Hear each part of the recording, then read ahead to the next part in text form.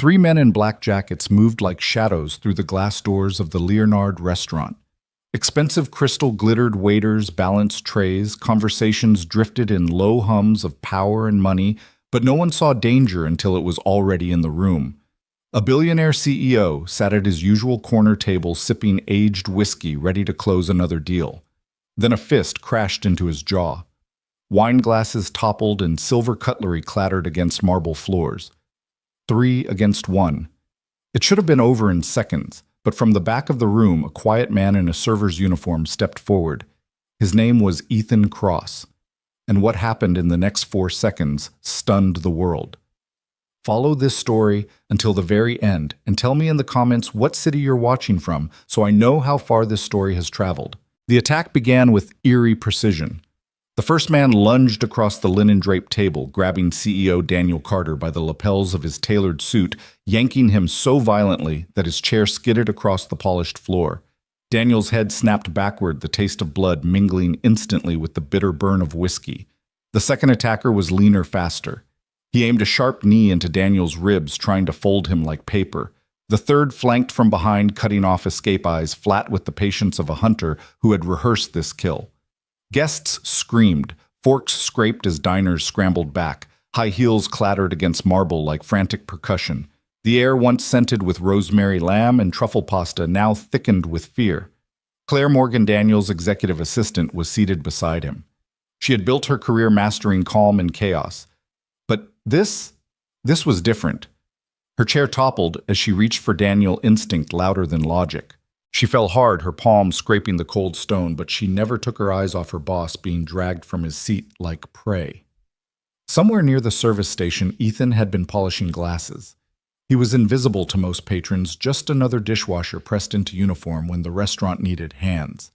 But to him, invisibility was deliberate, chosen, necessary. He hadn't heard the first scream. He hadn't even looked up when whiskey spilled across white linen. What reached him was motion in the corner of his eye, an angle of attack he recognized too well. His body responded before thought could form. Ethan's mind fractured into 2 tracks. One still the father who checked his daughter's math homework and braided her golden hair. The other, the soldier whose reflexes lived deeper than bone. The first attacker never saw him. Ethan moved fast, no flourish, no wasted gesture.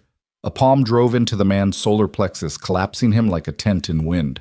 The sound was air leaving lungs in a desperate whoosh. Ethan's elbow snapped into the man's temple before he could recover. He dropped unconscious, but alive. The second spun fist swinging in a wide arc. Ethan stepped into the strike, not away, his body coiled precise. His fingers pressed into a pressure point below the collarbone, a maneuver drilled 1,000 times in darkness. The man's knees gave way. He crumpled like cloth. The third had already reached inside his jacket. Metal glinted. Gun or knife, it didn't matter. Ethan's foot hooked the man's ankles, sweeping him to the ground. His hand locked around the weapon arm. A crack echoed when skull met marble. Silence followed, broken only by the crystalline tinkle of a spinning wine glass. 4 seconds. 3 bodies. Claire's breath caught. Daniel, clutching his split lip, could only stare.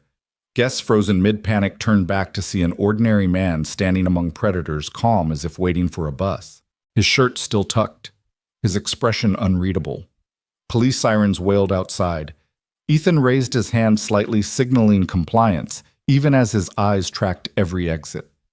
Officers approached with wary respect weapons, not fully lowered their instincts, whispering that this man was more than a dishwasher.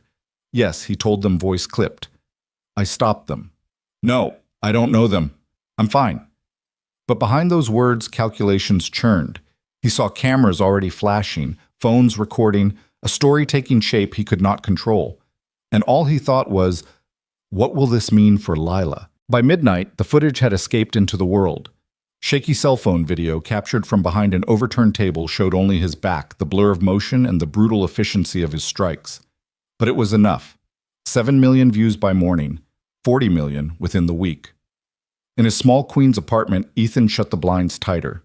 He washed dishes by hand as if scrubbing away exposure. But his daughter found it first. Daddy, 8-year-old Lila said that afternoon, her small hands clutching a tablet, her eyes wide with awe. Is this you?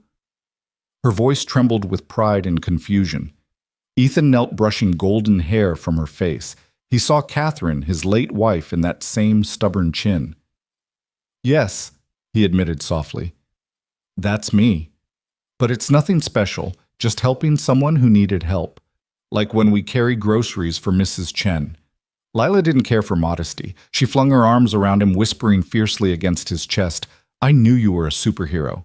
Something inside Ethan cracked a soundless fracture like ice thawing in spring. He held her tight, his calloused hands shaking. 2 days later, Claire Morgan stood in a small playground behind the apartment complex. The autumn sun painted the world in gold. Children's laughter mixed with the squeak of swings. Ethan pushed Lila gently, her feet pumping as she sang about butterflies. He saw Claire coming, though he didn't turn. Years of training never allowed surprise. "Mr. Cross," she said when close enough.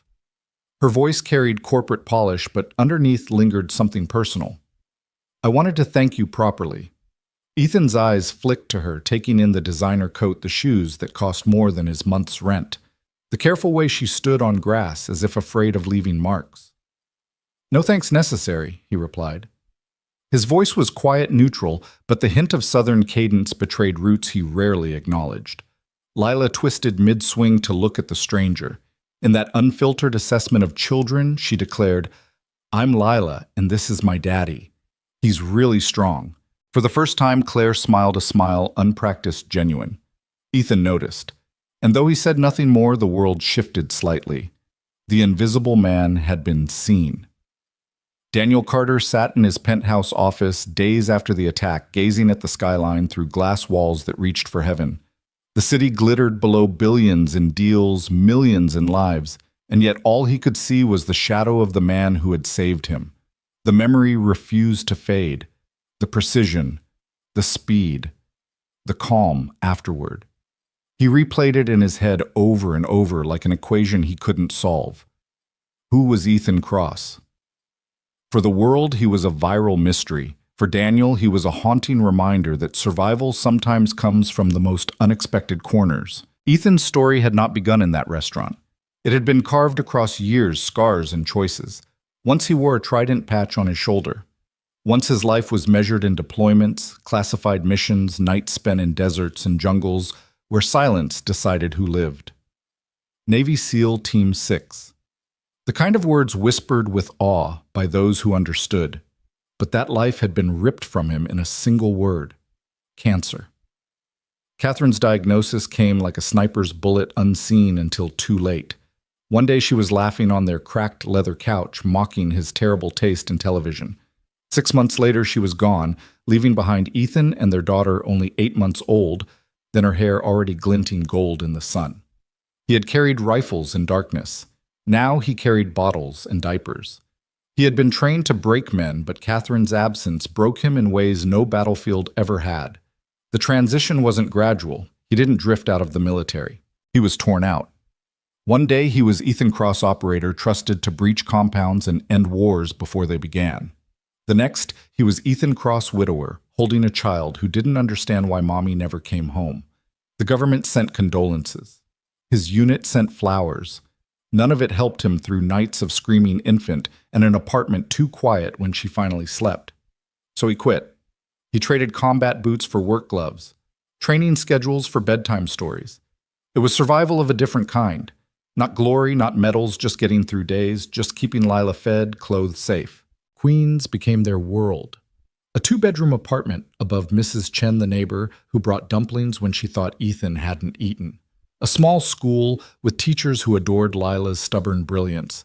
A playground where Ethan pushed her on the swings every evening, the rhythm of chains and laughter becoming his anchor. His job at Leonard Restaurant wasn't glamorous. Industrial dishwashers' trays stacked high with porcelain silver polished until his fingers ached. But the hours worked.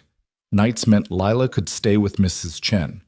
Days meant he could walk her to school, help with math homework, cook her grilled cheese sandwiches burned at the edges, but always served with a smile.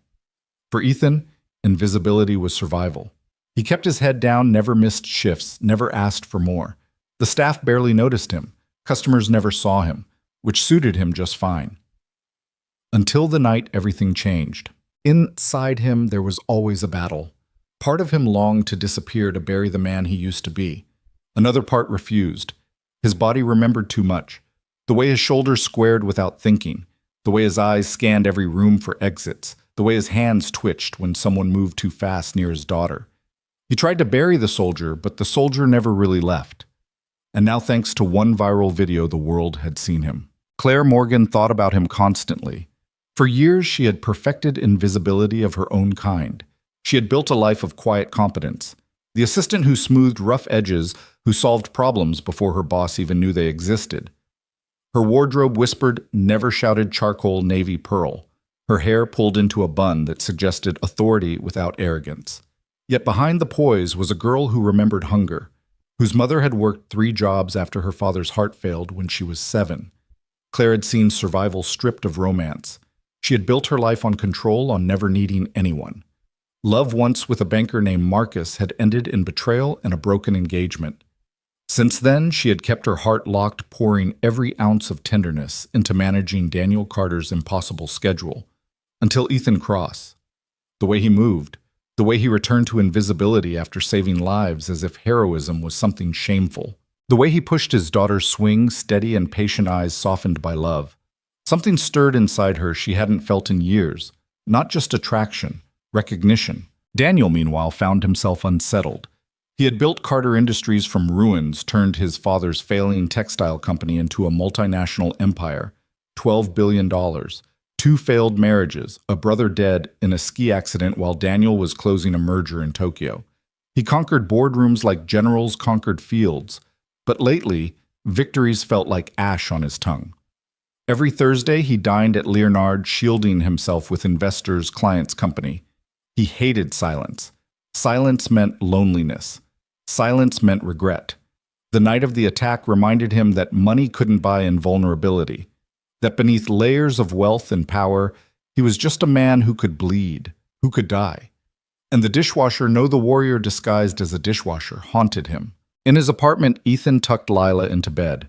She curled into blankets, hair splayed across the pillow like a halo. She whispered, "Don't go far, Daddy," before her eyes closed. He sat in the dark afterward, listening to her breathing, steady, safe. His hands, scarred from years of missions, now trembled not from combat, but from fear of exposure. Reporters waited outside the restaurant. Police had asked questions he answered with military brevity. The video spread like wildfire. And he knew what came with fame, curiosity, questions, dangers. He had worked so hard to keep his daughter away from that world.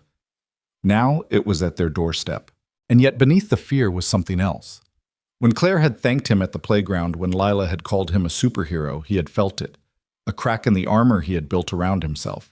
A whisper that maybe, just maybe, life wasn't finished with him yet. The city kept breathing after the headlines moved on, but Claire Morgan did not.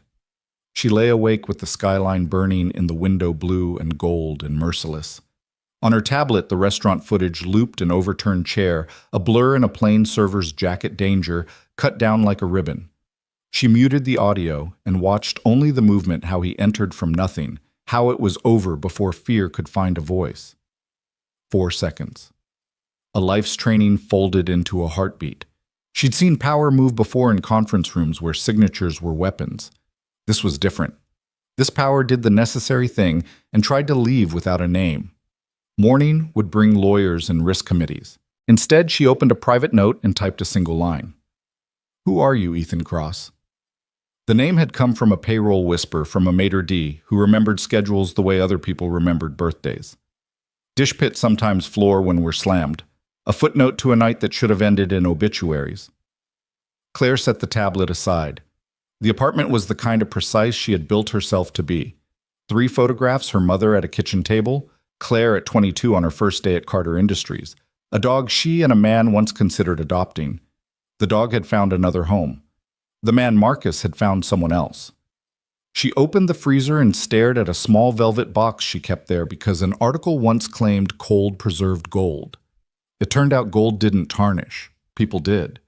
She shut the door and leaned her forehead against the metal, wishing just for a minute to be someone who didn't calculate consequences before wanting. Her phone buzzed. "Daniel, you awake?" Of course she was. Daniel Carter didn't sleep on nights like this, and when he didn't, she didn't. She called. He answered on the first ring, voice steady the way a man tries to be steady after the ground has moved. What's our exposure? The police will frame it as an assault on a private citizen, she said. For now. For now, he repeated. And the man, an employee of the restaurant, she said. Temporary staff. Name Ethan Cross. Silence stretched. She pictured his pacing window desk bar cart window. Find him, he said at last, not as an order to own a person, but as a plea for one variable he could understand. I'll see what I can do, she replied. After the call, quiet settled with the heaviness of old grief. She remembered a tiled kitchen in a walk-up in the Bronx, her mother's hands raw from cafeteria dishwater, the click of coins counted on Sunday nights. We can't afford trouble, her mother used to say. We afford rent. We afford food. We don't afford trouble. Claire made a life out of that sentence. No risks without insurance. Be indispensable in a way no one applauds like water noticed, mainly when it isn't there. Morning came with choreography, black coffee hair gathered a suit that let her disappear. Security still stopped her in the lobby. New guard, nervous smile. I manage Mr. Carter's life, she said, handing over the badge, which means I also manage your schedule now. He laughed and waved her through. On the executive floor, she set order to chaos. She blocked predators from the calendar. She returned calls in a sequence that kept panic from hardening. She wrote a statement that said enough and nothing. She arranged a private clinic for the elderly investor who had fallen no press, no billing, because mercy is cheapest early. Between tasks, her mind returned to the small Queen's playground. Early fall light, leaves with a shoulder of yellow. Ethan pushing his daughter on a swing with the tenderness of someone who remembered the last time he was helpless to save the person he loved. He had tried to shrink himself even as the space around him bent to his alertness. She had spoken to him the way she spoke to frightened clients, spare words offered like clean water. He had answered with the economy of a man who didn't confuse language with noise. At noon, Daniel stood in her doorway. He didn't look like a commander. He looked like a man learning his body was not a fact he could rely on. Walk with me. They descended. He wasn't just a brawler, Daniel said in the elevator. He moved like a rumor of violence. Then he was gone. He moved like someone with nothing to prove, she said. Those are the ones you notice after the fact. Photographers hunched behind velvet ropes in the lobby. She placed herself half a step ahead of Daniel, absorbing the angles of the lenses, saying nothing. Back upstairs, she drafted contingencies. If the stock dipped, if the board demanded blood, if is a kind of weather. You can't stop it. You can only carry an umbrella and pretend you planned the rain.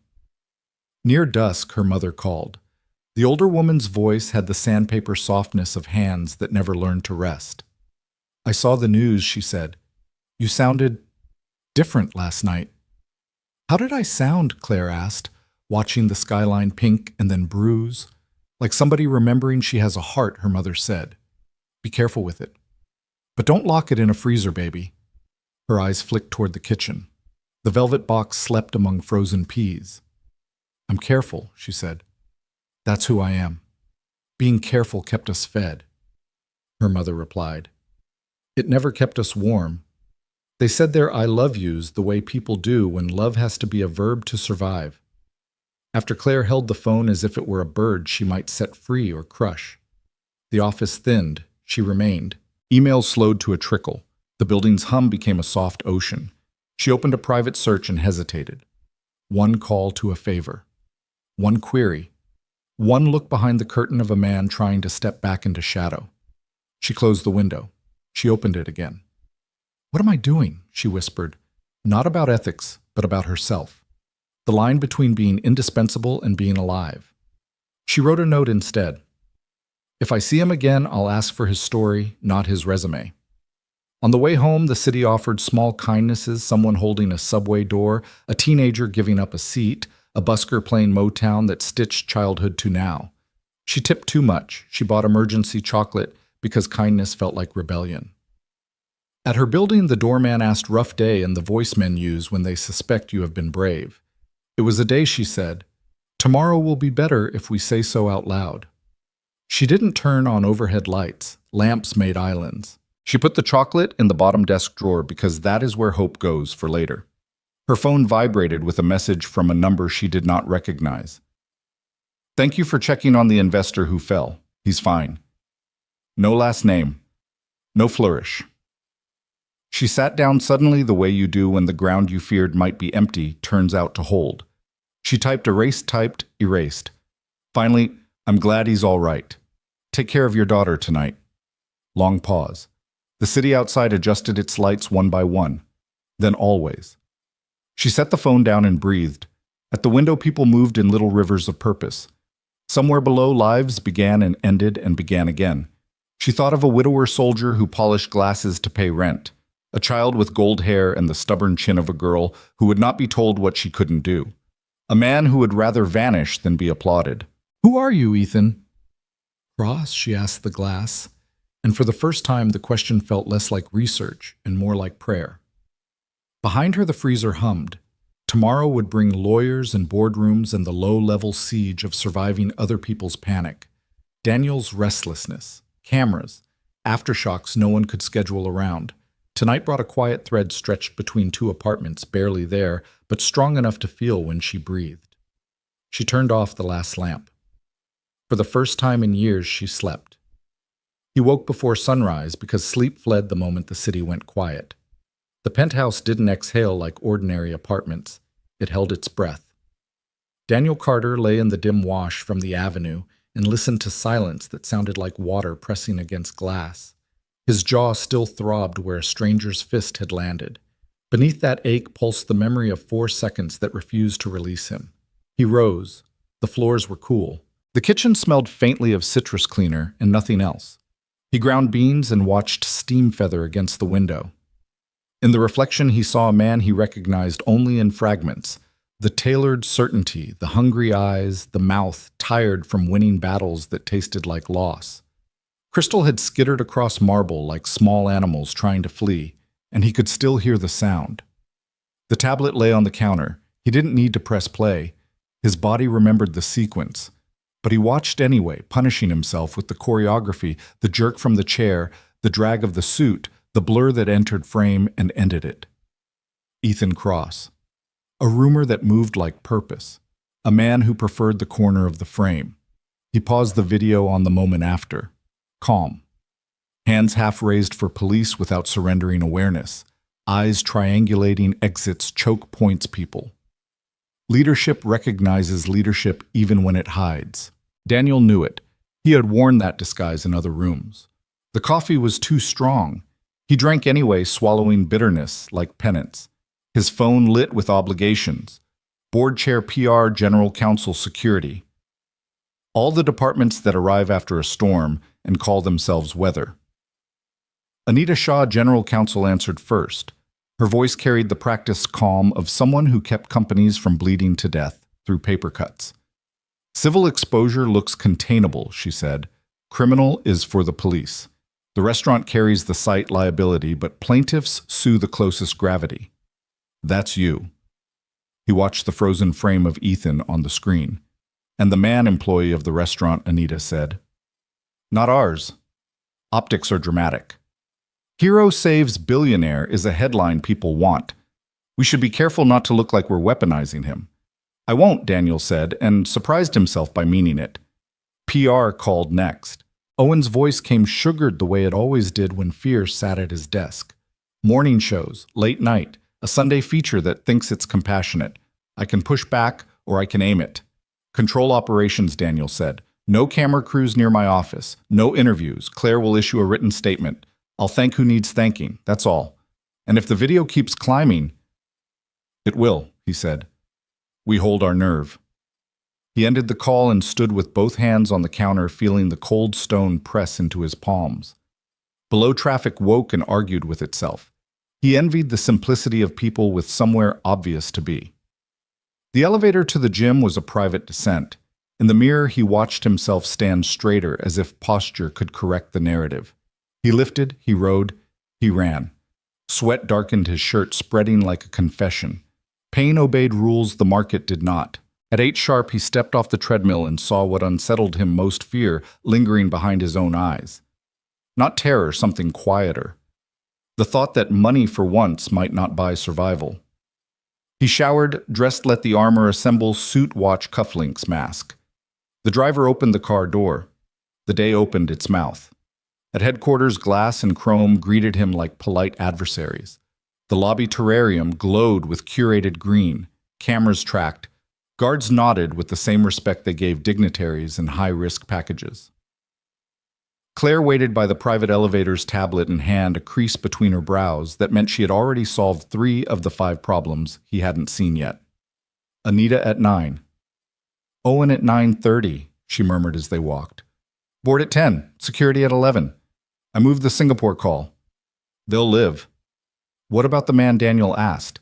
She didn't look up from the tablet. I'm in contact, quietly. He heard the second sentence she didn't speak. Don't break the thing you might need later by exposing it too early. The board convened in rectangles and suits and feigned concern. Whitaker led with words sharpened by habit. Optics, he said. Exposure. Contagion risk. Daniel imagined the man turning his own pulse into a spreadsheet. We didn't plan the assault, Daniel said when it was his turn, his voice draped in iron. We survived it. We'll continue to survive it. I'm implementing changes to security. We will not discuss them on a call with 9 people who think their living rooms are soundproof. You seem cavalier, Whitaker pressed. Daniel leaned into the camera until only his eyes lived there. I seem alive, he said, and I intend to remain that way. Meeting adjourned. He shut the laptop. His reflection stared back, blurred, more human than Titan. Security came next. Bullet points slid across a screen. Access points, perimeters, key cards. The ritual comfort of competence. Daniel approved expenditures that promised less than they claimed. Rotate routes, he ordered, stagger arrivals. No routine lasts more than 3 days. His eyes flicked to Claire, who caught the instruction already translating into calendar math. When the room emptied, quiet returned brittle and thin. Claire lingered. She stood by the window, her face held in the exact neutrality he paid for and increasingly worried about. You're thinking something you haven't said, Daniel told her. She drew a breath. Vulnerability isn't only physical. Harden the building all you want. If soft hearts remain inside, someone will pry. You mean me? I mean all of us. But yes, he laughed once without heat. Prescription: fall in love and become a better human. Her eyes flickered, almost a smile. If I could schedule that, sir, I'd be on retainer for the species. He turned to the cabinet, poured bourbon, didn't drink it. Send a letter? He said finally. Courier. Company letterhead. Invite Mr. Cross here. Claire tilted her head. To offer him what? Something he can refuse without penalty. I want to see what kind of man says no to money, like it's a language he never learned. She didn't write it down, which meant she'd remember. After she left, he walked to the corridor of photographs, magazine covers, groundbreakings, winds frozen in glass. He recognized the stance more than the eyes. One photo was missing his brother Aiden, cheeks raw from cold goggles perched above his smile. Dead on a ski slope while Daniel closed a merger in Tokyo. He had sent money flown home for a day, then gone back. The world didn't pause for grief. Now staring at Aiden's face in memory, Daniel pressed fingers to his brow. He stood like that for long minutes, a man measuring whether his house could withstand a storm. At dusk, he told the driver to take the long way home. The city lit itself like a defense. Crowds streamed alive with uncalculated purpose. He watched from behind glass, both inside and outside his own life. The penthouse waited, disciplined and empty. He microwaved a plate someone had left covered in the fridge, ate 3 bites, set it aside. He pressed middle C on the piano with one finger. The note hung like a possibility unearned. His phone buzzed. Claire's message, letter sent. He wrote back, "Thank you." Then, because it was truer than efficiency required, for everything. He set the phone down and pressed both hands against the window. He wondered what Ethan Cross was doing with his daughter right now. Homework, dishes, a bedtime story in a room that couldn't buy the night, but knew how to keep it safe. He imagined a table too small for its pride. A girl with gold hair deciding the world was fair because her father made it so. Tomorrow, he whispered to the glass, "We try another way." The city answered with lights. By the third morning, the video had grown into something Ethan could no longer pretend wasn't there. At the newsstand outside Lila's school, tabloids screamed in bold type, "Mystery Hero." "Dishwasher saves billionaire." Faces of the attackers blurred, but his own silhouette frozen mid-strike printed beneath headlines he would never read aloud. He kept his head low as he walked Lila to the gate. Parents whispered, children pointed. He tugged his cap lower, kissed his daughter on the crown, and said, "Have a good day, Bug." She smiled, but her eyes lingered on him as though afraid he might vanish into some headline instead of returning at 3 o'clock. He turned away, feeling her gaze burn between his shoulders. The apartment felt smaller now. Curtains drawn tight, blinds angled against curious lenses. Reporters had already knocked, once polite at first, then insistent. Mrs. Chen downstairs chased them off with language Ethan pretended not to understand, though the meaning was clear. Leave this family alone. He stood in the kitchen, calloused hands braced against laminate counters. His heart pounded harder now than it had that night in the restaurant. Combat he could handle. Exposure was different. The sound of small feet echoed down the hall. Lila burst in cheeks, flushed tablet clutched to her chest. "Daddy, look!" She thrust it up. The video looped again, shaky but undeniable, his back, his strikes, the chaos collapsing in his wake. Her voice trembled with excitement. "It's you, isn't it? Everyone says it is." He knelt, taking the device from her small fingers. On screen, his shadow blurred against marble. He hated the recognition in her eyes, the pride mixed with confusion. "Yes," he said quietly. "That's me." Her mouth curved into a grin that belonged entirely to her mother. "I knew it. I told Emma my dad was a superhero. She didn't believe me. Now she has to." She wrapped her arms around his neck, fierce and sudden. "I knew you could do anything." Something broke inside him, soundless but deep. He held her until she squirmed, laughing. He brushed a strand of hair from her forehead and whispered, "I can't do everything, Bug, but I'll always try for you." 2 days later, Claire Morgan found her way to his world. It wasn't an official meeting, no suits, no statements, just a woman in a long coat stepping carefully across grass in a small playground in Queens. Ethan was already there, steady hands pushing his daughter on the swing, autumn sunlight spilling gold across everything. He saw her coming. Of course he did. Years of habits never unlearned. His eyes marked her steps. Her composure, the deliberate way she chose not to hurry. He didn't stop the swing, didn't run. "Mr. Cross," she said softly when near enough. Her voice carried corporate polish, but underneath it lay something he couldn't name. "I wanted to thank you properly." He turned his head, studying her like a soldier studies terrain. Designer coat shoes worth his rent, careful posture on grass that seemed foreign to her. "No thanks necessary," he said, tone flat. Southern accent faint beneath the neutral edges. The swing creaked. Lila twisted around, midair, hair flying. "I'm Lila. This is my daddy. He's really strong." Claire smiled, then a real smile, unpracticed, warmer than anything she'd worn in boardrooms. Ethan caught it, and against his will, something inside him shifted. They stood in silence while the swing arced. Children's laughter rang around them, ordinary and eternal. For Ethan, it felt like standing on a threshold he had vowed never to cross again. That evening, when the playground emptied, Claire lingered. She glanced at the cracked slide, the basketball hoop leaning sideways, the graffiti hearts etched by teenagers who thought love permanent. "You're not what you seem," she said finally. Ethan's jaw tightened. "Neither are you." A pause stretched. Their eyes met, and in that quiet, both recognized the truth.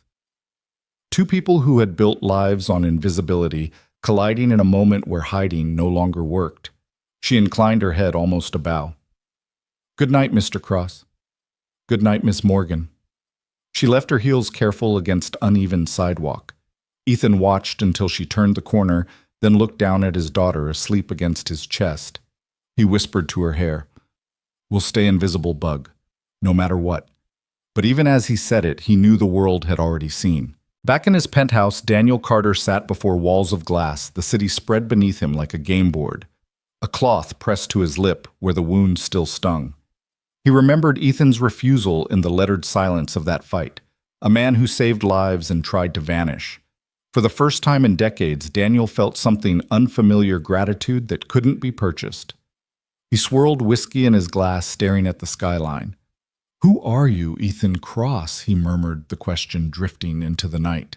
The city answered with lights, and somewhere in Queens a child whispered in her sleep, "My daddy's a superhero." The letter arrived by hand, thick envelope, embossed seal, delivered by a courier in a suit who seemed embarrassed to be holding it. Ethan opened the door in a faded t-shirt, wary eyes already calculating escape. The man extended the envelope like an apology. "From Carter Industries," he said. Ethan stared. The courier fidgeted. Finally, Ethan accepted it, closed the door, and stood in the silence of the apartment. At the kitchen table, scarred wood crumbs from Lila's breakfast still scattered, he opened the letter. The words were measured as though someone had labored over every sentence. An invitation, a request, a summons dressed as courtesy. "Mr. Cross," it read, "we would be honored by your presence at Carter Industries headquarters. Thursday, 11 a.m. Please allow us to express gratitude in person." It ended with Daniel Carter's signature, a flourish that carried billions. Ethan folded the letter once, twice, then set it down as if it might burn. He knew what it meant. Money. Favors. The machine pulling him in. He wanted none of it. That night, he tucked Lila into bed. She clutched her stuffed rabbit eyes heavy. "Are you going to work again, Daddy?" "Yes," he whispered. "Always work." She frowned. "I don't want them to take you away." He smoothed her hair. "No one's taking me anywhere." But when she slept, he sat alone in the kitchen, staring at the folded paper. He remembered Catherine's laugh, the way she had teased him about his stubborn pride. "You'd rather starve than owe anyone," she had said once. She wasn't wrong. He would go, not for money, not for favors, for the clarity of refusal. The headquarters towered 43 stories above the city, glass and steel that caught sunlight like a blade. Ethan wore his only suit, a relic from Catherine's funeral, shoulders tight, fabric faded. He moved through the lobby with the bearing of a man who saw every angle. Guards glanced at him, puzzled, sensing something not explained by his clothes. On the 43rd floor, chrome and art and silence swallowed him. A desk the size of a boat dominated the office. Behind it, Daniel Carter paced like a caged general. Claire stood in the corner, tablet in hand, gaze carefully neutral. Ethan waited at the threshold until Daniel gestured. "Mr. Cross." Daniel began, voice wrapped in charm and command. "You saved my life. Twice, really. Once in the restaurant. Once by vanishing before the reporters could devour you. I owe you more than thanks." Ethan said nothing. His silence filled the room. Daniel continued. "A job. Head of security. 6 figures. Benefits. College for your daughter secured. A future that doesn't depend on dishwashers and night shifts." The offer gleamed like a weapon laid on the table. Ethan's reply was flat as prairie land. "I'm not interested in your money." Daniel blinked, genuinely startled. Men did not refuse him. Not this way. Everyone wants something. "I want to be left alone," Ethan said, already moving toward the door. "Wait," Daniel pressed. "You're throwing away?" "My daughter wants her father safe every night," Ethan interrupted, hand on the handle. "That's all I want too." He opened the door. Claire stood, then, her eyes catching his. For a moment, something unspoken passed recognition, maybe understanding. He nodded once, then vanished into the elevator, leaving silence behind him. Back at the apartment, Ethan shed the suit, returned to dishes and homework. Normalcy. Yet Claire's gaze lingered in his mind. The way she had looked at him, not as a headline, not as a commodity, but as a man. He told himself it meant nothing. He told himself invisibility was still possible. But deep down, he knew the world had already marked him. The supermarket aisles hummed with fluorescent light, and the low murmur of tired parents negotiating with children over candy. It was October, shelves swollen with plastic pumpkins and polyester ghost costumes stacked in messy heaps. Ethan moved slowly, one hand steadying the cart, the other picking through outfits small enough for Lila. She wanted to be a ninja. Of course she did. His girl was all energy, all fierce insistence that princesses could backflip and warriors could wear pink. He picked up a black hooded costume, held it against the air, imagining her spinning across the living room carpet with foam swords. "Not bad," a voice said behind him. He stiffened, turning. Claire Morgan stood at the end of the aisle, out of place among the candy skulls and rubber bats. Her dark coat cut a clean line against the cheap costumes. She carried no cart, just a small basket, and the faintest smile that looked like she was surprising herself by being here. "Ms. Morgan," he said carefully. "Let me guess," she replied, stepping closer. Eyes on the ninja outfit. "She wants to be a warrior, or a queen, or both." Ethan almost smiled. "Almost? A ninja. She says princesses can't do backflips." Claire tilted her head, pretending to examine the plastic swords. Smart girl. A warrior in disguise. They walked side by side through the aisles, a surreal parody of normality. She trailed her fingers along packages of fake cobwebs, listening as he spoke of Lila's stubborn streak of her refusal to accept bedtime without one more story. And then unexpectedly he found himself telling her about Catherine, about his wife's terrible taste in reality television, about the way she had laughed in hospital rooms, as if she could will sickness away. He didn't say the word cancer. He didn't have to. The silence that followed carried it. Claire listened without interruption. Her face softened, eyes lowered. Finally, she said, "She sounds braver than most people I know. She was—" Ethan admitted, throat tight. For a moment between polyester ghosts and cheap candy, they stood in a silence that felt almost holy. At the register, Lila ran up clutching a headband with plastic cat ears.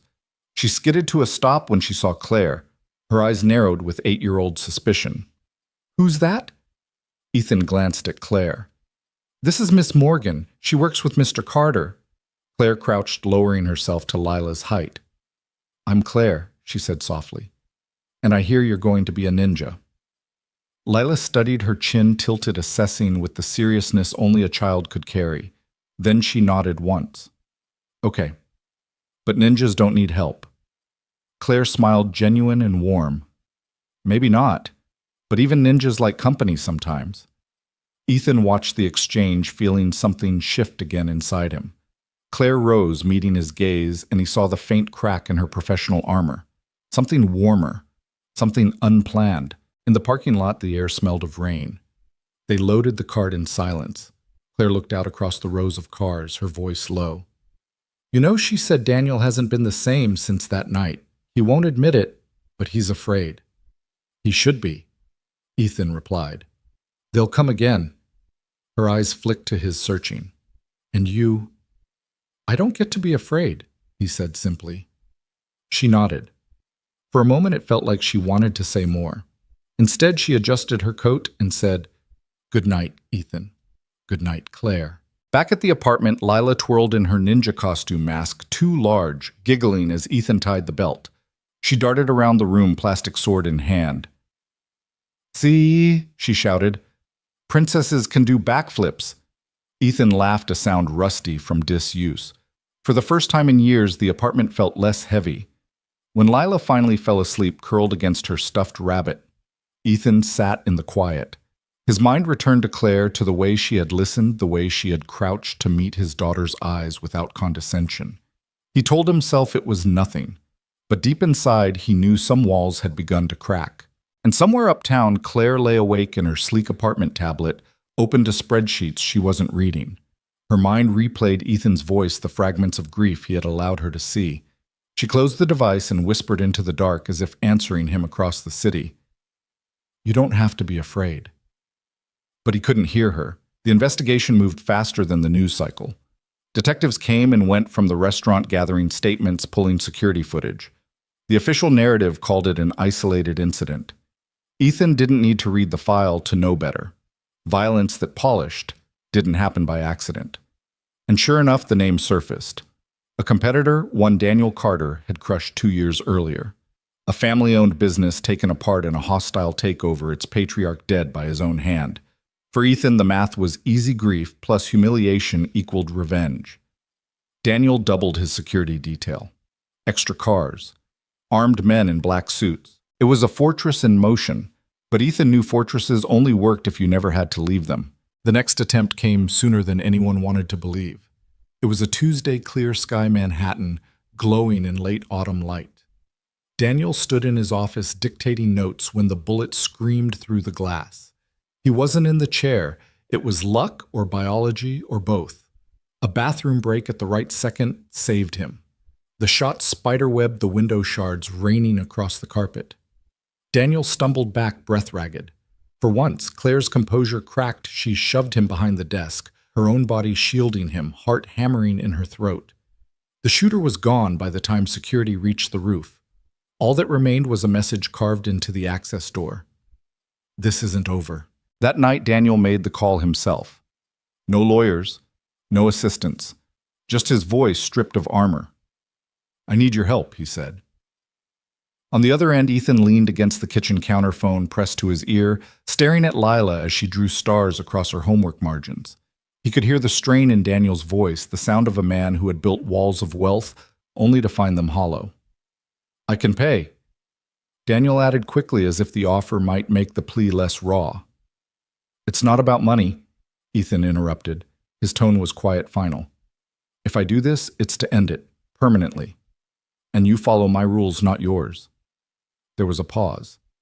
Then Daniel exhaled a long, tired breath. Agreed. The next morning, Ethan walked into Carter Industries as if he belonged, the official line consultant. That word explained his presence without raising questions. He moved through the building with eyes that noticed everything. The predictable routes, the compromised personnel, the doors that opened too easily. By noon, he'd identified 17 vulnerabilities. He delivered the list like a grocery order, no drama, no explanation. Fix these, he said simply. Daniel listened, arms folded. Claire sat nearby, tablet open, watching Ethan's profile more than the words. She realized then this man lived at a different level of perception. He didn't just see threats, he predicted them. Later, as they walked out, she caught up beside him. You didn't hesitate, she said. Ethan glanced at her. Hesitation gets people killed. Her voice softened. You've done this before.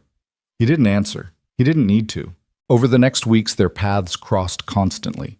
Secure conference rooms became their battlefield. She brought knowledge of corporate patterns of Daniel's stubborn routines. He brought instincts honed in deserts and jungles. Together, they mapped threats, countermeasures, contingencies. She learned to read him in subtler ways. A flicker in his eyes meant concern. A tightening of his jaw meant catastrophe. He learned her habits too. How she hummed Motown under her breath when stress crept in.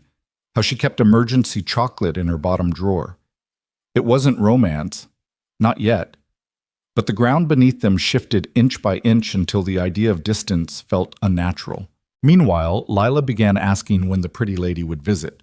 Ethan brushed it off with a grunt, but inside unease curled. His daughter had a way of seeing truths before he admitted them, and so he kept telling himself the same lie: he was here to end a threat, nothing more.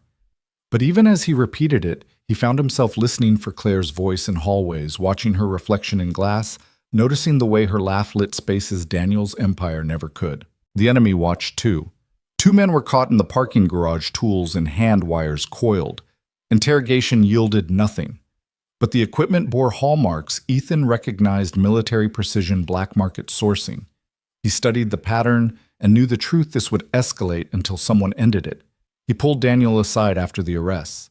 His voice carried the quiet intensity that once made generals pause. They won't stop, he said.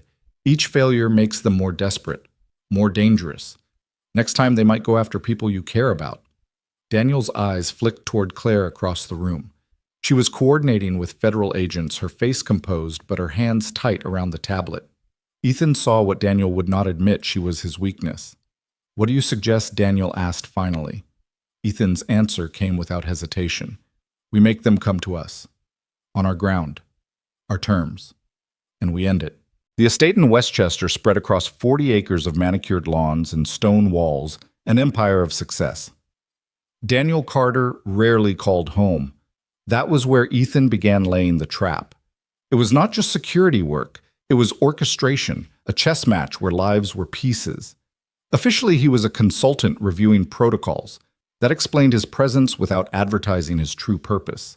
He moved quietly, adjusting routes, sealing blind spots, changing locks without ceremony. Cameras appeared where shadows once ruled. Guards who thought themselves competent discovered how easily they could be outmaneuvered. Ethan drilled them until they sweated fear of mistakes. By evening, he stood on the terrace scanning tree lines, the long driveway, the estate that glowed like a beacon. He could feel them out there waiting, planning. Violence was only ever patient. Inside, Claire worked beside him. She brought insight not from the battlefield, but from boardrooms. She knew Daniel's habits, his stubbornness, the rhythms of his life. She whispered to Ethan where routine might betray them, which nights Daniel insisted on his study, which mornings he never missed a call. Her precision matched his instincts like a puzzle snapping together. "Why do you trust me with this?" she asked. Once late in the war room, documents scattered between them. Ethan didn't look up. "Because you don't waste words, and you see what he won't." She held his gaze unsettled by the weight of his certainty. They became partners without deciding to. Hours in conference rooms turned into quiet exchanges over coffee. She learned the way his voice softened when he spoke of Lila, how bedtime stories mattered more than any mission.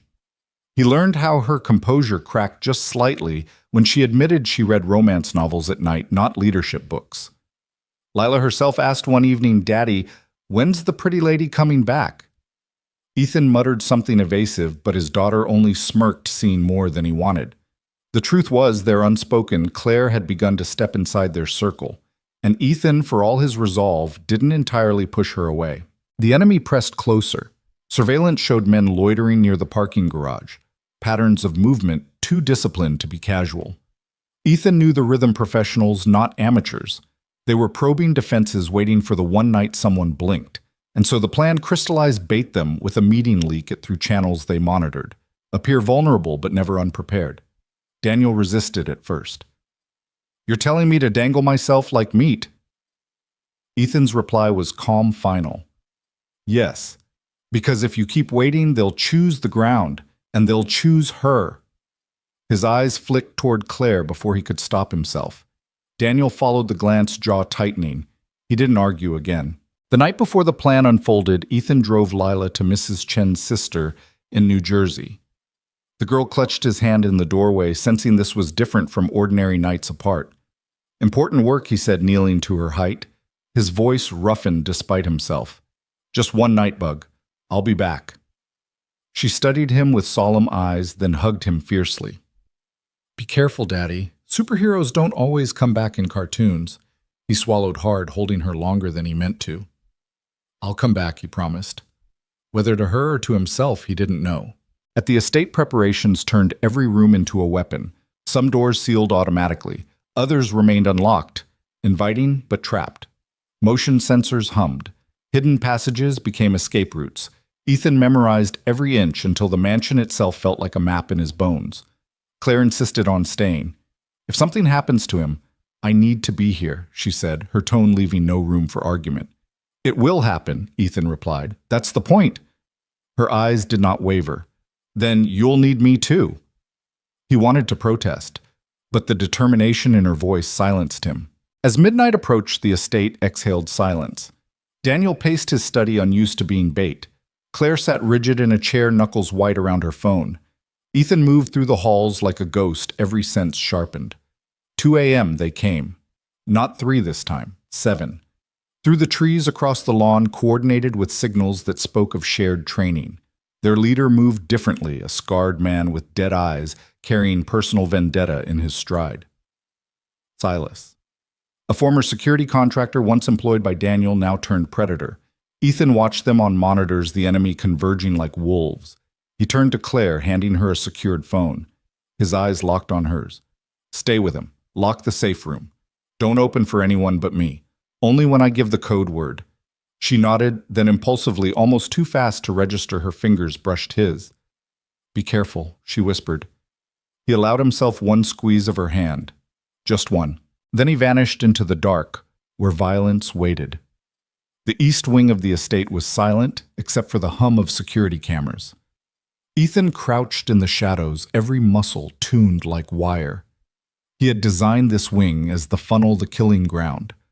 Wide halls narrowed into choke points. Marble pillars cast deep shadows. Every painting on the wall was irrelevant. Architecture itself would be the weapon. Through the monitor feed, he had watched them fan out 7 men professional confident.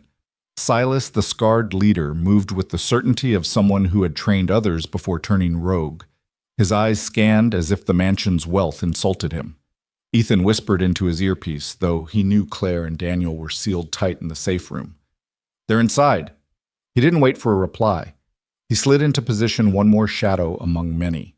The first 2 intruders never had a chance. They moved down a side corridor, rifles raised boots soft on imported carpet. Ethan's hand shot out palm, striking the first man's throat with surgical force. He dragged him into darkness before the body hit the floor. The second turned, muzzle flashing, but Ethan was already inside his line elbow, cracking against his temple.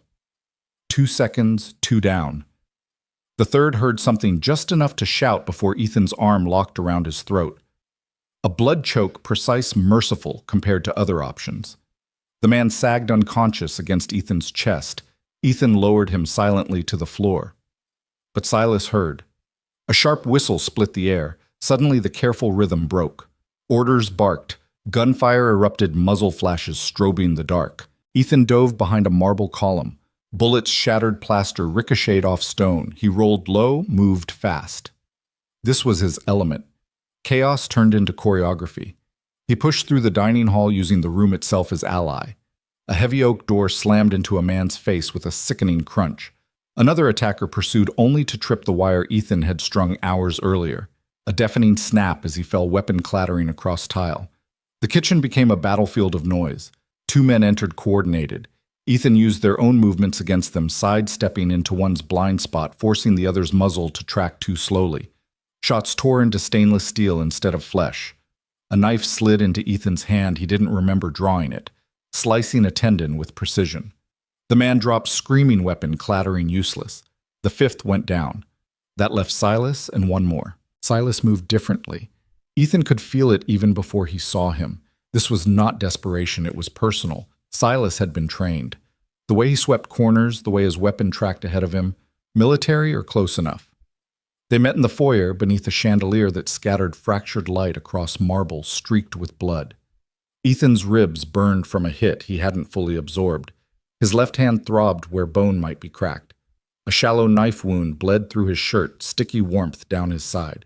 Silas stepped forward, scar catching the light. His voice was gravel ground through rage. "You don't know what he did. Carter destroyed everything, left good people with nothing." Ethan kept his breathing steady, cataloging pain-adjusting stance. "And this fixes it." "It makes him pay," Silas snarled. Ethan shifted his weight. "No, it just makes you another dead man." The clash was brutal, stripped of finesse. Fists, knees, elbows, desperation. They crashed through furniture. A coffee table splintered beneath their weight. Ethan's breath came ragged ribs protesting with every strike. Silas fought with the fury of someone who had nothing left to lose. For the first time that night, Ethan felt tested. Pain blurred edges. The knife wound tugged him downward. His vision pulsed at the edges. But in the chaos, something anchored him. Memory of Lila's hug, her fierce whisper. Superheroes don't always come back.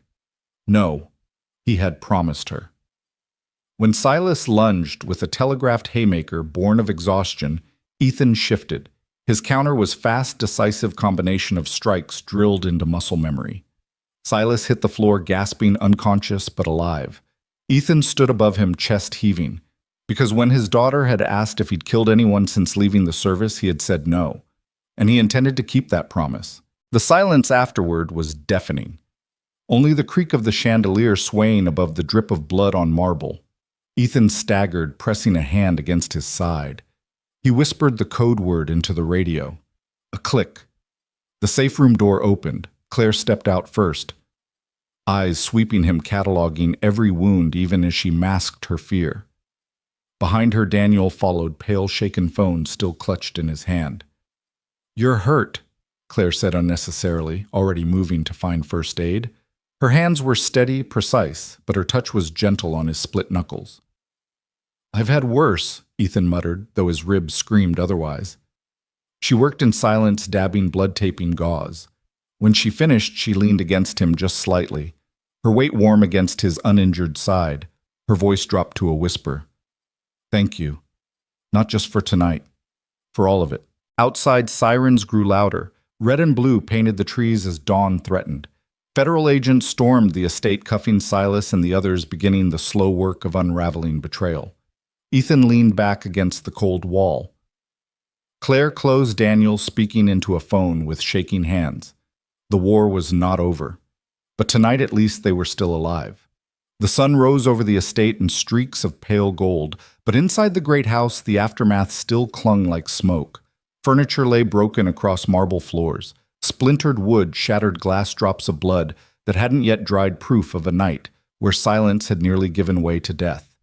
Federal agents moved with clipboards and cameras, tagging evidence, murmuring into radios. Daniel Carter stood in his study, shoulders hunched, as if carrying the weight of an empire and the humiliation of nearly losing it. He signed papers without reading them, his pen trembling in ways his board had never seen. Every so often his eyes flicked to the window as though expecting another bullet to carve through the glass. Claire hovered nearby, orchestrating chaos with quiet authority. She scheduled statements, coordinated with law enforcement, ensured the narrative didn't slip beyond control. Yet every time her gaze strayed to Ethan Cross, leaning against the doorway, bloodied shirt stiff against his ribs, her composure faltered for a heartbeat. He looked like a man carved out of exhaustion and refusal. And yet he stood tall, unbent. By afternoon, agents discovered what Ethan had suspected all along: rot from the inside. A mole within Carter Industries itself. The head of security, a man Daniel had trusted for a decade, was arrested at the airport trying to flee with falsified documents. Betrayal had festered, not at the gates, but at the heart. When they led the man away in cuffs, Daniel's face went gray. He had conquered markets, toppled rivals, but hadn't seen the knife growing in his own shadow. Ethan's voice was low, almost kind, despite the bluntness. "You build fortresses, you should expect someone inside wants the key." Daniel said nothing. He only turned back to the window, hands gripping the sill as if it might anchor him. That weak pressure mounted. Reporters swarmed the story, demanding names. The internet had christened Ethan the Invisible Guardian. Viral threads speculated about his past. Was he ex-military intelligence, a hired gun? Ethan avoided cameras, turning his back whenever flashes erupted. But Daniel, against legal advice, scheduled a press conference. Claire fought him, reasoning it would only fuel the fire. But he stood firm, perhaps out of pride, perhaps out of something deeper, an uncharacteristic need for transparency. "I won't let them spin this," he said. "The world will hear the truth from me." The day of the press conference, the atrium was filled with microphones and restless reporters. Cameras gleamed like hungry eyes. Daniel stepped to the podium, bandaged lip, visible suit, pressed posture regal. "Last week, he began, voice resonant, my life, and the lives of my colleagues were nearly taken. I stand here because one man chose action when others froze. I owe him more than I can ever repay." He paused, eyes finding Ethan at the back of the room. Ethan shifted uncomfortably in a borrowed suit, standing as far from the spotlight as possible. Ethan Cross. Daniel continued, "Is the reason I am alive. He asked for no payment. He wanted only safety for his daughter. In a world where everything has a price, I ask you to remember what it means when someone refuses to sell courage." Flashes erupted, questions flew, but Daniel raised a hand. "That is all." He stepped back, ending it before the feeding frenzy could devour Ethan whole. Ethan slipped out through the side exit. Claire followed. In the alley behind the building, he leaned against brick, tugging at the suffocating tie. She found him there, her heels clicking softly against the pavement. "You hate this," she said. He glanced at her, jaw tight. "Attention is a leash, and I don't wear leashes." Her lips curved, almost sad.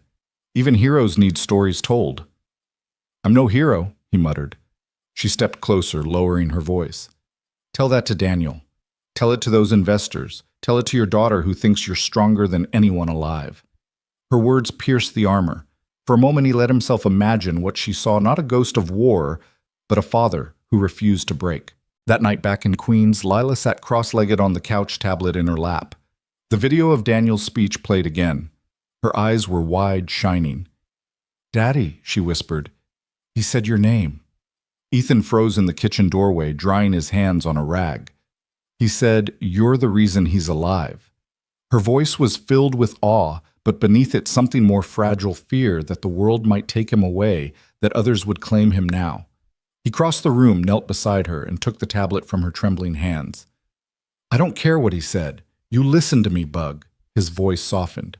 "I'm yours. Only yours." She threw her arms around his neck, burying her face in his shoulder. "Promise, promise." Elsewhere in the city, Daniel sat alone in his penthouse. Whiskey in hand, he replayed his own words from the press conference. They rang hollow against the glass walls.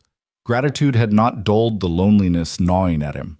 He thought of Ethan's refusal of money, of his daughter's bright hair, of the quiet gravity Claire seemed to reserve for him. For the first time in his life, Daniel Carter, emperor of boardrooms, realized money had not bought him the thing he envied most: belonging. The winter night pressed heavy against the city, a cold wind slicing between buildings, rattling street lamps. Inside the Carter estate, the war rooms had been dismantled, but Ethan's mind refused to rest. He sat in his queen's apartment, every creak of the pipes and every honk of distant traffic filtering through instincts that would never quiet. Lila slept down the hall, the rise and fall of her breathing a rhythm steadier than any clock. Ethan should have felt peace. Instead, unease settled in his bones. He had seen the pattern before: escalation, retreat, escalation again. Silas and his men were only pieces of a larger board. Somewhere out there, hands were still moving them. He wasn't wrong. 2 weeks later, the attempt came again. This time, not subtle. The parking garage beneath Carter Industries was nearly empty when security caught 2 men crawling beneath a sedan, their hands busy with wires and timers. They were armed with patience and precision. Professionals. No tattoos, no street-level chaos, just clean efficiency, like Ethan's former life reflected back at him in shadow. Interrogation yielded nothing. They sat in silence, eyes empty, jaws locked. But the equipment bore signatures Ethan knew: black market circuits, a detonator model used overseas. This wasn't revenge by grieving amateurs anymore. This was escalation. This was war. Ethan studied the aftermath with quiet fury. His report was blunt. They won't stop. Every failure makes them hungrier. Desperation grows teeth. Daniel stood nearby, his hands shoved into pockets, face pale under expensive lighting. For once, there was no boardroom polish, no carefully timed wit, just fear disguised as frustration. "Then what do we do?" Daniel asked. Ethan fixed him with eyes that saw through walls. "We set the ground. Force them to come. End it." Daniel hesitated, but only briefly. He knew Ethan's words carried weight carved from 1,000 unseen battles. And still Ethan's gaze flicked toward Claire. She stood across the room coordinating agents, her brow furrowed in concentration. He didn't want to admit what he knew: she was Daniel's weakness. The one pressure point enemies would eventually strike. He clenched his fists. This had to end. Preparations began. The estate in Westchester became the chosen ground again, but this time with precision so sharp it could draw blood. A board meeting was scheduled, carefully leaked through compromised channels. Guards rotated with deliberate irregularity. Certain doors were left unlocked, bait for eyes watching from afar. Ethan moved like a conductor through it all, orchestrating the rhythm of defense. He walked the grounds, memorizing angles, imagining bullets before they flew. He installed hidden cameras, sealed doors, rehearsed escape routes with brutal clarity. Claire shadowed him, tablet in hand. She wasn't just an assistant anymore. She was a strategist, absorbing every instruction, every correction. Together they mapped the estate like a body with veins and arteries, every vulnerable point identified, every countermeasure applied. "Why do you trust me with all this?" she asked, one evening, exhaustion softening her voice. "Because you don't waste words," Ethan said. "And you see what others can't." Her eyes lingered on his longer than she should have. In them was a question she hadn't dared to ask. "And what do you see in me?" He didn't answer, not aloud, but his silence carried weight. The night before the trap, Ethan drove Lila to New Jersey, to Mrs. Chen's sister's modest home. The girl clung to his hand at the doorway, her face solemn. "Important work," he explained, crouching to meet her eyes.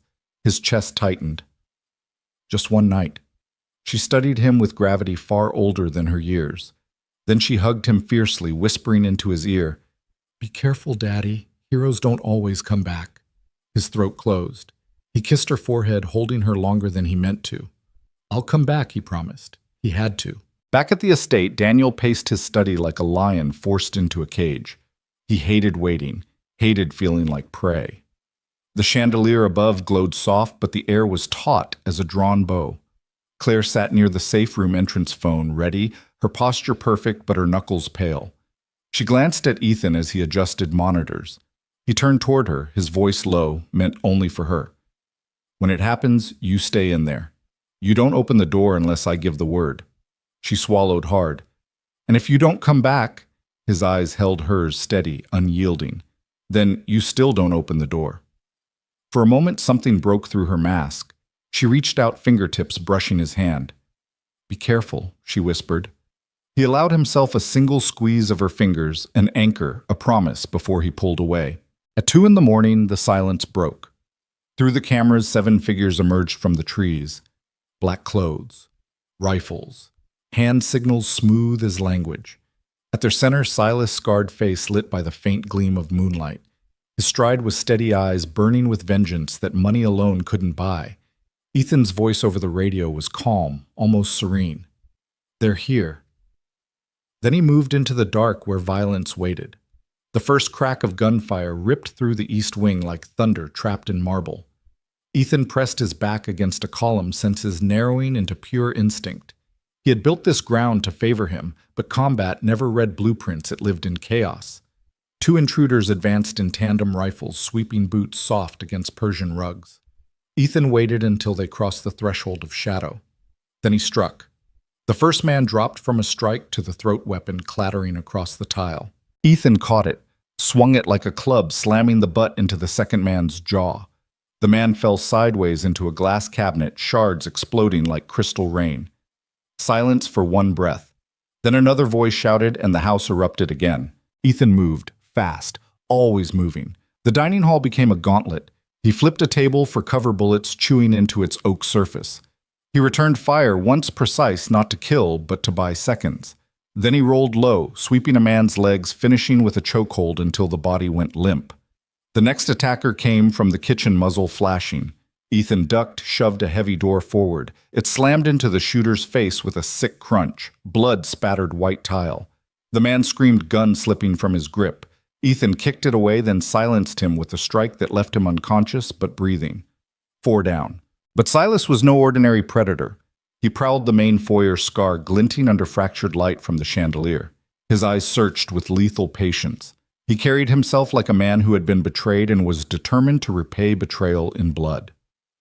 When Ethan stepped into the foyer, Silas's lips twisted into something between a snarl and a grin.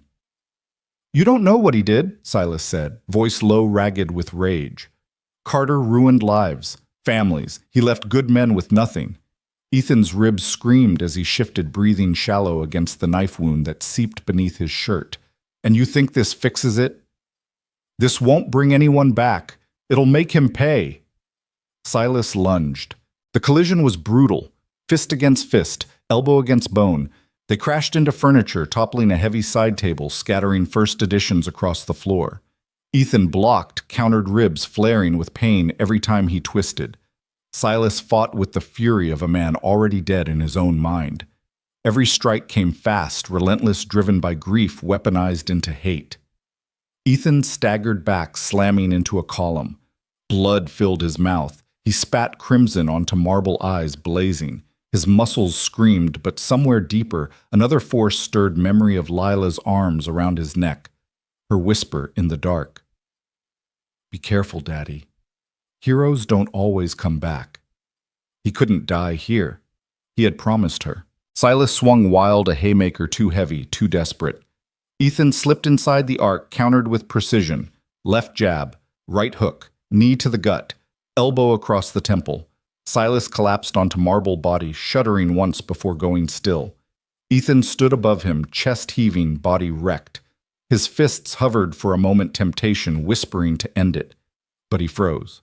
He thought of his daughter's question, "Once, Daddy, have you ever killed anyone since you came home?" And he had answered no. He would not change that answer now. Silas lay unconscious, alive, and that mattered more than vengeance. The silence after was louder than the battle. Ethan's breath echoed in the cavernous foyer, mingling with the creak of the chandelier and the drip of his own blood on marble. He pressed a hand to his side, forcing his body to move. "It's done," he rasped into the radio. Code word, Firefly. A moment later, the safe room opened. Claire stepped out first, her eyes sweeping across him. She saw the blood, the bruises, the tremor he tried to hide. Her composure cracked just for a second. She rushed forward, hands already reaching for gauze and tape. "You're hurt," she whispered, her fingers brushing his. "I've had worse," he said, voice hoarse but steady. She pressed cloth against his ribs, trembling despite her practiced hands. Her head bowed close, her hair brushing his shoulder.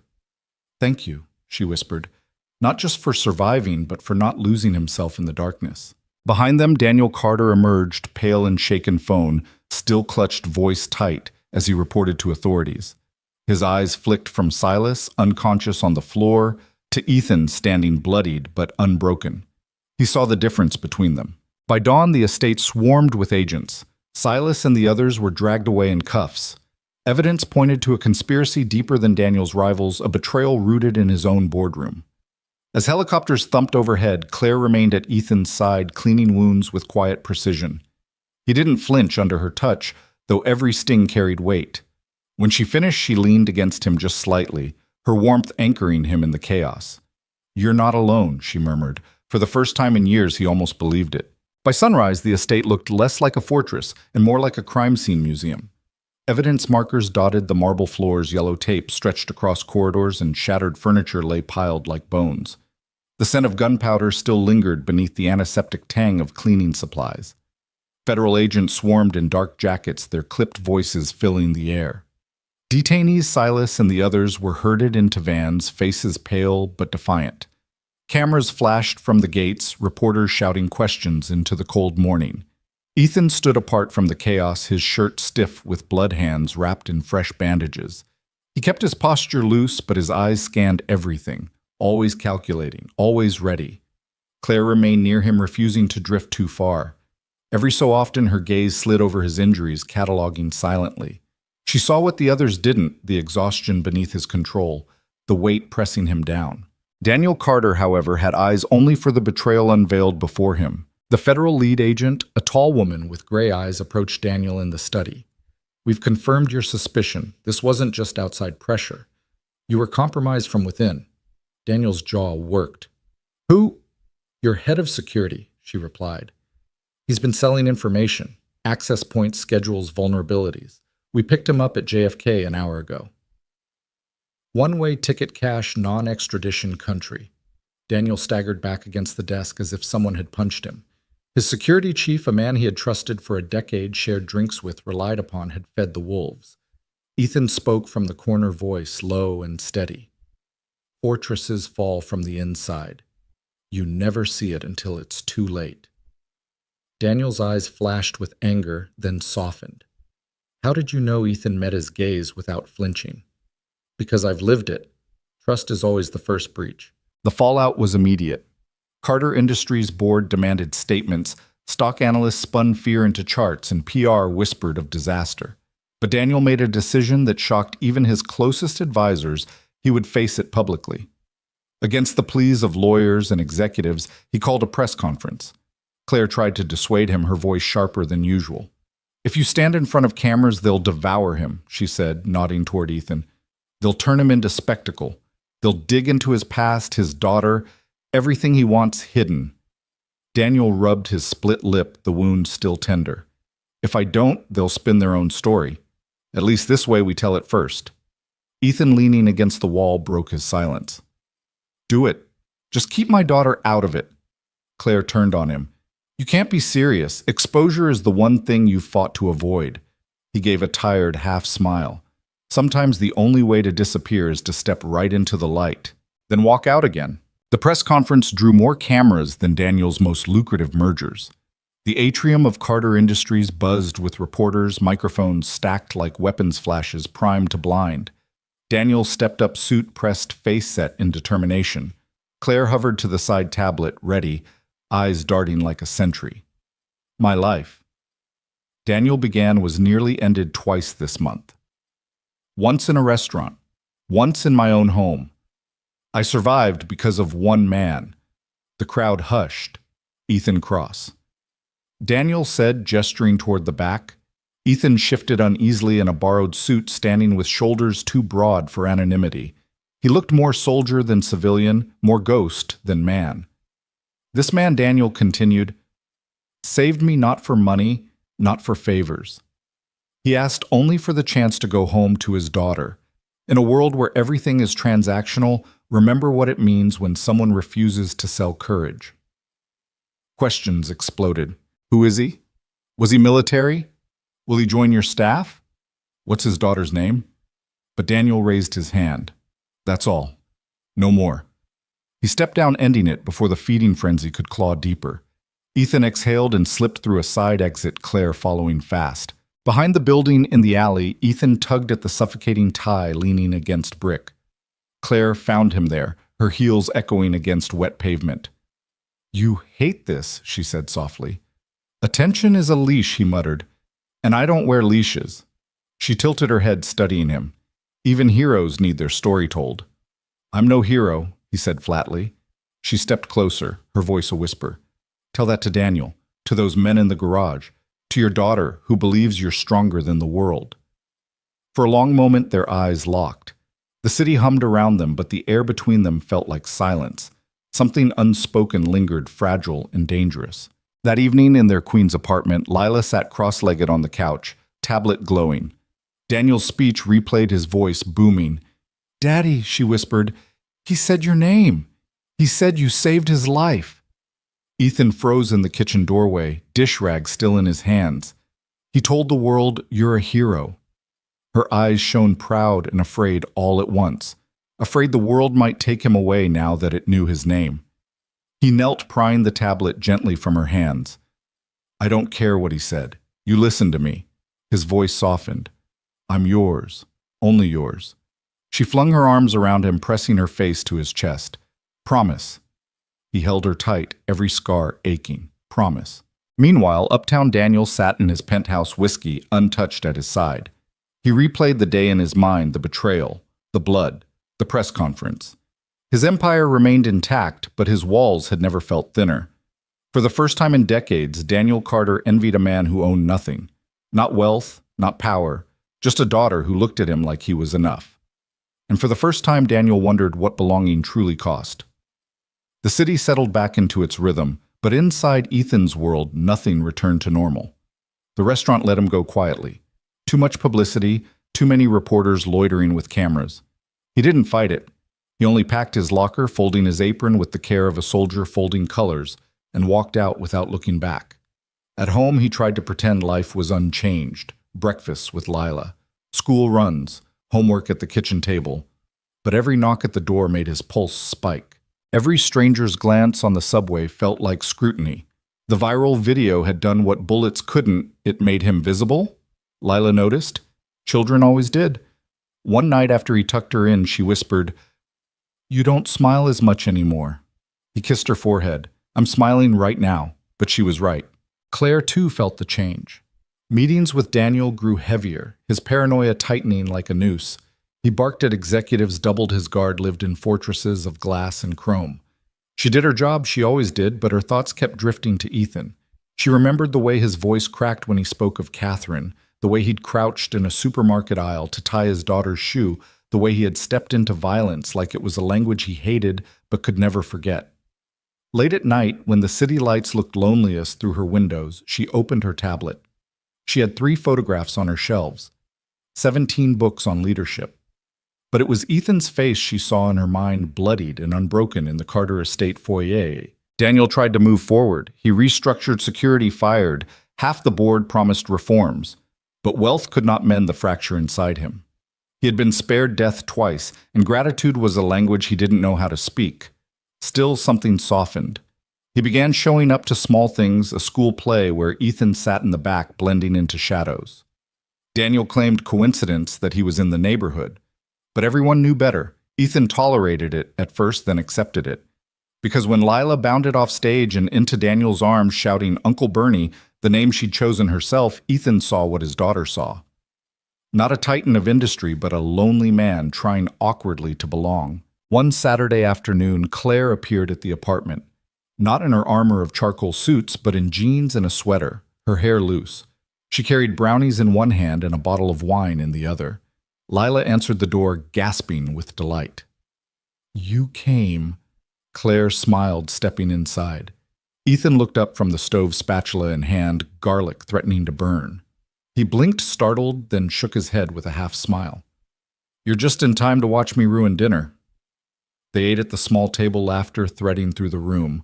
Claire helped Lila with her math homework, patient and gentle, while Ethan hovered in the kitchen, trying not to stare. Later, after Lila fell asleep on the couch, they sat on the fire escape, the city sprawled before them. Claire sipped wine, her eyes on the skyline. "She misses having a mother," Ethan said quietly, surprising himself. "She doesn't remember Catherine much, just impressions, perfume, lullabies." He paused, voice breaking.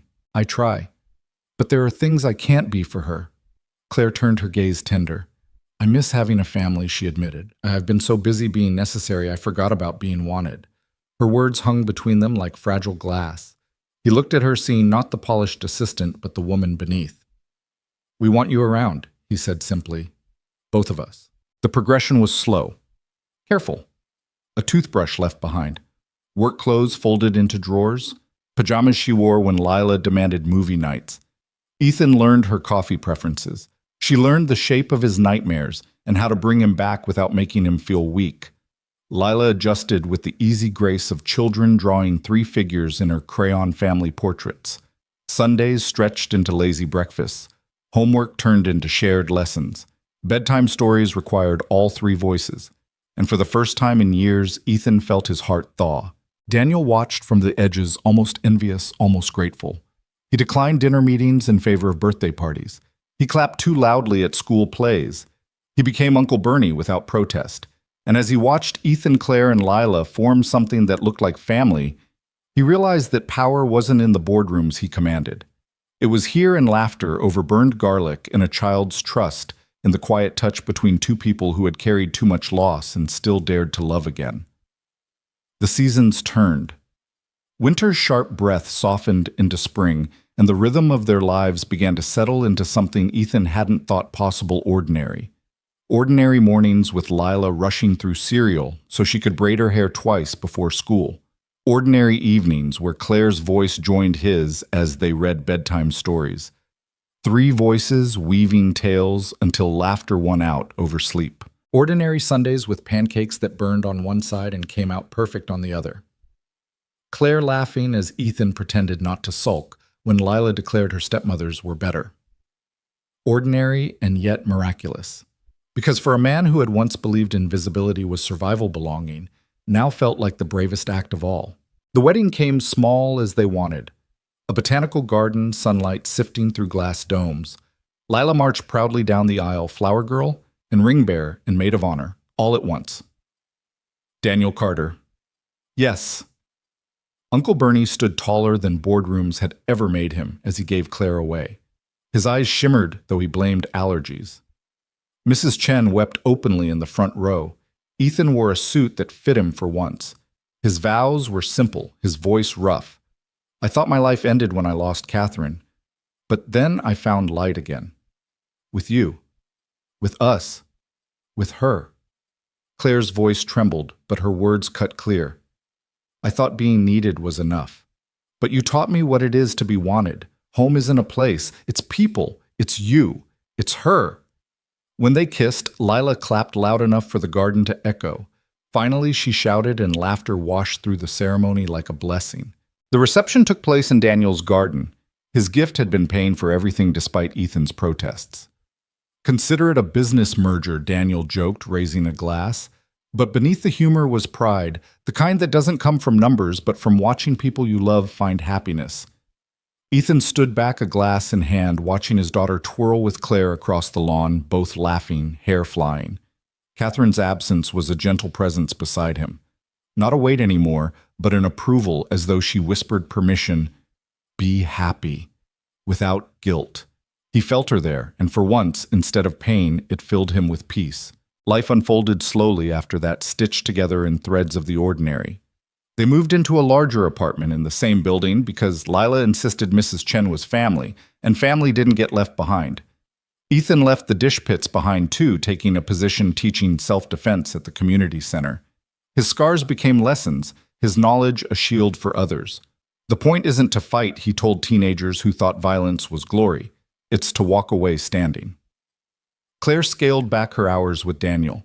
She shifted to consulting carving space for homework sessions, after-school snacks Friday movie nights, where she and Lila debated plot holes while Ethan pretended to understand.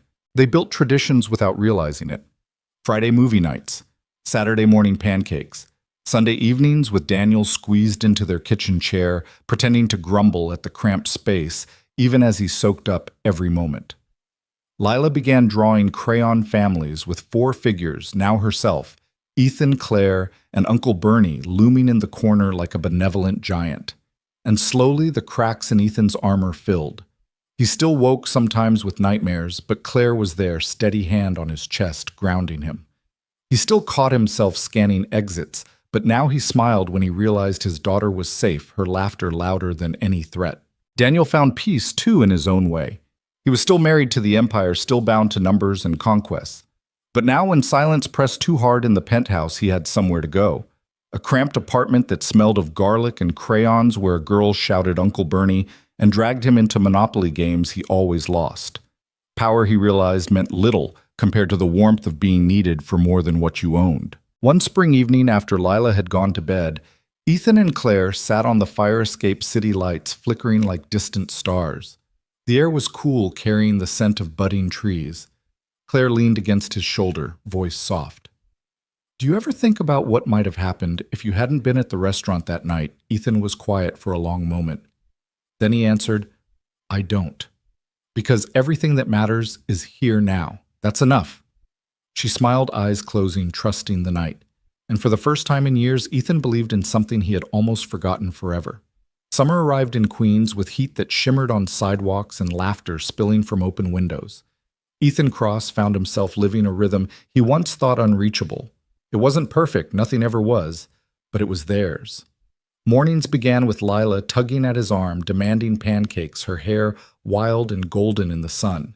Claire teased him for burning garlic, then kissed his cheek as if that flaw were proof of humanity. Evenings ended with bedtime stories told by all 3 voices overlapping until giggles carried Lila into sleep. Ethan sometimes lay awake after listening to the hush of the city. His body still carried tension scars twitching at every siren in the distance. But now when nightmares pulled him under Claire's hand would find his, and her steady presence anchored him back. Daniel Carter had changed too. Once a man defined by conquests and mergers, he now found himself at soccer fields and science fairs. He stood in bleachers clapping too loudly when Lila scored a goal. He clutched handmade programs at school plays, his suit jacket crumpled, his eyes suspiciously bright. The board whispered that their CEO was distracted. But Daniel didn't care. For the first time in decades, he had something resembling family. Not the blood he had lost, not the marriages money couldn't salvage, but the messy, beautiful warmth of belonging to someone else's table. He became Uncle Bernie without question, the corporate general turned godfather. And he was proud. One evening, Daniel arrived with a gift too extravagant to disguise a scholarship fund for Lila Papers. Neatly bound, her future secured in ways Ethan had never dared to hope. "I don't need charity," Ethan said, voice low pride, stiffening his shoulders. "This isn't charity," Daniel replied, meeting his gaze. "It's insurance. For her. For you. Because I know what it means to live with nothing but fear." For a long moment, Ethan considered refusing, but then he thought of Catherine, thought of promises made in hospital rooms and whispered to a child in the dark. Finally, he nodded once. "Thank you," he said. The words cost him, but they were true. Lila thrived under the patchwork family that had gathered around her. She chased soccer balls with Ethan's intensity, debated with Claire's precision, laughed with Catherine's echo. She drew family portraits with crayons, 4 figures, now each with arms outstretched. Herself, Ethan, Claire, and Uncle Bernie taller than the rest. Sometimes she would climb into Ethan's lap, eyes shining. "Daddy," she'd whisper, "I think Mom would like this." He swallowed hard, holding her tighter. "Yeah, bug." She would. Claire would watch quietly from the doorway, her own eyes glistening, knowing Catherine was part of their story too. That summer, Ethan began teaching self-defense at the community center full-time. He showed teenagers how to fight not to win, but to walk away safe. Strength isn't in what you can break, he told them, but in what you can protect. Parents thanked him. Students admired him. But Ethan never forgot his purpose to keep violence from being the only language they knew. At night, Claire teased him about being a teacher now. From Navy SEAL to community center coach, she'd say with a grin. He'd shrug, half-smile. I like this battlefield better. And he meant it. On Lila's 9th birthday, the apartment filled with laughter. Mrs. Chen brought dumplings enough for an army. Claire baked a cake that leaned to one side but tasted perfect. Daniel arrived in a suit far too formal for balloons and party hats, but let Lila smear frosting on his cheek without complaint. When she blew out the candles, she said her wish aloud. I wish we could always be like this. The adults exchanged glances over her head, silent promises written in their eyes. Later, after the guests had gone and Lila slept surrounded by wrapping paper and stuffed animals, Ethan and Claire sat on the fire escape. The city glowed around them, stars blurred by neon. She wished for forever, Claire whispered. Ethan leaned his head back against the railing, eyes on the night sky. Then we give it to her, one day at a time. Claire turned, studying his face, her hand sliding into his. I love you, she said simply, the words steady, certain. He looked at her heart thundering and smiled. Catherine would have liked you. She would have told me to stop being an idiot and kiss you already. So he did. And for the first time in years, Ethan Cross kissed not as a soldier, not as a survivor, but as a man who finally believed in second chances. Autumn came again, leaves turning copper along Queens sidewalks, the air filled with the scent of roasted chestnuts from corner carts. Time had passed, and with it the sharp edges of survival softened into rhythms of family. Lila was taller now, her stride filled with confidence. She debated fiercely at school, played soccer with fire, and still demanded bedtime stories even when she claimed she was too old. Claire became more than stepmother. She was a guide, a compass. Ethan watched them together, sometimes aching with gratitude that life had given him a second chance he thought impossible. At the community center, his classes grew. Teenagers who once sought trouble now sought his instruction. He showed them how to walk away, how to defend without destroying. He poured his past into something better, something that would outlive scars. Claire balanced consulting work with home. She was present for science projects, school trips, late-night hot chocolate. She hummed Motown when she cooked, and Ethan teased her for it, though secretly he found it the sweetest sound. And Daniel Uncle Bernie remained a constant satellite. He came to every recital, every game, carrying himself with pride that boardrooms never gave him. He was still alone in his penthouse most nights, but at their cramped kitchen table, he belonged. Years passed in this ordinary magic. Birthdays, holidays, arguments over bedtime and forgotten chores, joys stitched together with frustrations like all real families. On Lila's 18th birthday, they gathered again at the same botanical garden where Ethan and Claire had married.